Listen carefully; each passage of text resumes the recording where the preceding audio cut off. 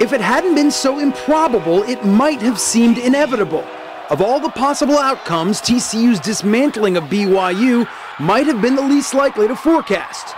And yet, right from the word go, the Horned Frogs were all over the Cougars. Delay, play action now for Dalton with time. Sets, fires, corner, got him, touchdown, TCU! Yeah, it's a great win all around. Looking at the offense, putting up 32 on a defense like that, it's unreal. Us being able to hold them to one touchdown is unreal. Just playing a team like that and getting a win like this is a phenomenal feeling. I mean, they ranked number 8. This is everything we practiced for. It's a big win, man. We gotta roll with it now. Nobody's been able to do that to BYU in a couple years, so I mean, it's no way could I have seen it coming. I was very impressed with TCU tonight. Coach Patterson had his team more prepared than I had our team.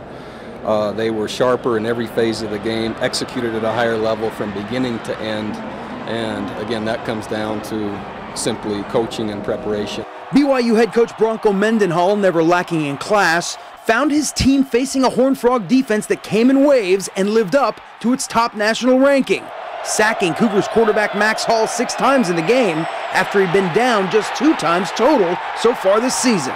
Their speed on defense was the best that we've seen. They were able to get pressure with 4 quite a bit. They were able to recover and knock a lot of passes down. They played very hard, and they played with very good leverage. Our secondary did an awesome job. They were able to lock down those wideouts and tight ends, and that quarterback just held the ball a couple more seconds, which just allowed me and my defensive line to just show up. Now, my kids are going to be excited, and I'm way excited. But the bottom line to it is that we got a lot of football left. I've been in this situation here before. I've been 11-1, I've been 11-2, running through all this. So this is not my first rodeo. Gary Patterson has said that he never stopped voting for his team in the polls despite the fact that they were teetering in and outside of the top 25. He says he kept his Frog faith. And now that his team has dismantled an undefeated team that was in the top 10, he doesn't think the believers are going to be very hard to find. In Fort Worth, I'm Cash Soroy for The Mountain.